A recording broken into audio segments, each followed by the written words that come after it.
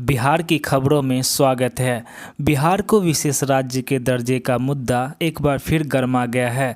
Janata Dal United की राष्ट्रीय कार्यकारिणी की शनिवार को दिल्ली में हुई बैठक के दौरान मुख्यमंत्री नीतीश कुमार ने केंद्र के सामने फिर से यह मांग रख दी।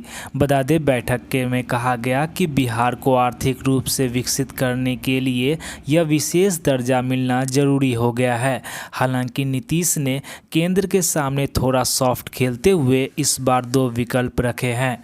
उन्होंने मोदी सरकार से कहा कि बिहार को विशेष राज्य का दर्जा मिलना चाहिए, लेकिन स्पेशल स्टेटस ना मिले तो विशेष पैकेज ही मिल जाए तो भी अच्छा रहेगा। नीतीश ने केंद्र के सामने दो विकल्प क्यों रखे, इसे लेकर राजनीतिक गलियारों में चर्चाओं का दौर भी चल रहा है।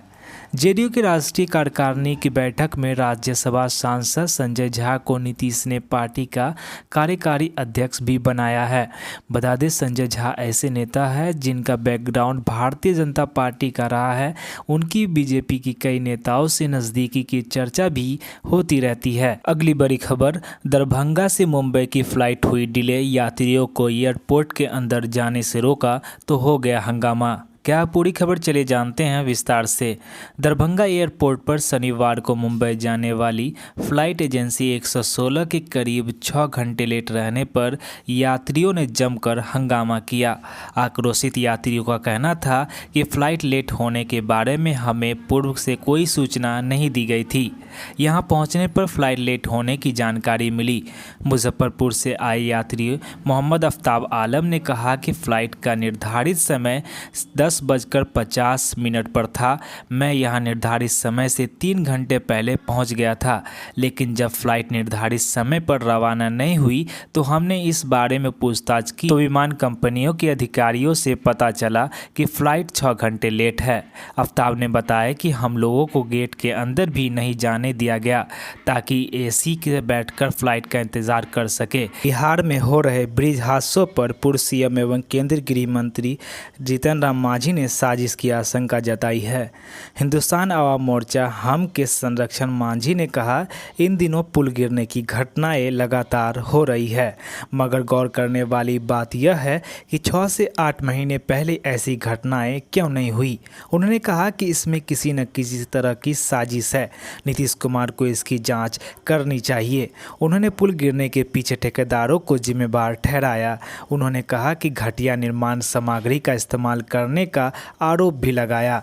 बता दें कि बिहार में बीते 11 दिनों के भीतर अलग अलग जिलों में 5 सड़क पुल ढह गए हैं। केंद्रीय मंत्री जीतन राम मांझी ने शनिवार को नई दिल्ली में मीडिया से बातचीत में बिहार में पुल गिरने की घटनाओं पर अपनी प्रतिक्रिया दी। उन्होंने कहा कि इसके पीछे ठेकेदार जिम्मेदार है, वे घटिया किस्म का मटेरियल इस्तेमाल करते हैं, इसी कारण से ये घटनाएं हो रही है। अगली बड़ी खबर निकल कर आ रही है। चुनाव के बाद संसद के पहले सत्र में डिप्टी स्पीकर के पद और नीट मुद्दे पर सरकार और विपक्ष के बीच तीखी नोकझोंक जारी है।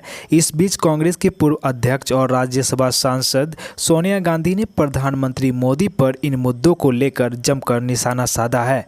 उन्होंने कहा कि प्रधानमंत्री नरेंद्र मोदी आम सहमति के मूल्यों का उपदेश देते हैं, जबकि वे टकराव को बढ़ावा देते हैं।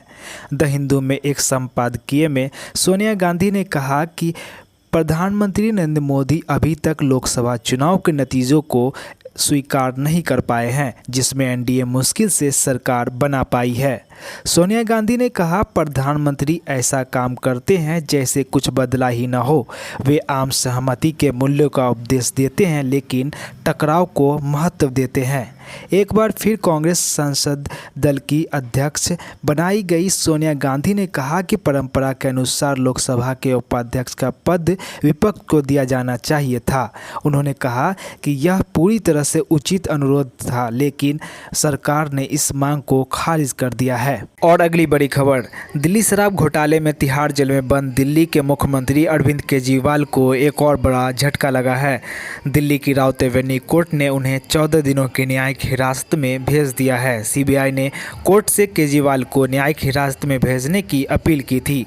सीबीआई ने अपने आवेदन में कहा कि केजरीवाल पूछताछ के दौरान जानबूझकर टालमटोल कर रहे थे, लेकिन वर्तमान स्थिति में हिरासत में लेकर आगे पूछताछ करने की आवश्यकता नहीं है। हैं। सीबीआई ने कहा कि अरविंद केजरीवाल को न्यायिक हिरासत में भेजा जाए क्योंकि वह एक प्रमुख राजनेता है, दिल्ली के मुख्यमंत्री होने के साथ साथ बहुत ही प्रभावशाली भी है। सीबीआई ने आगे कहा कि अगर उन्हें न्यायिक हिरासत में भेजा गया तो वह गवाहों को प्रभावित कर सकते हैं और पूछताछ के दौरान उनके सामने आए सबूतों से छेड़छाड़ कर सकते हैं।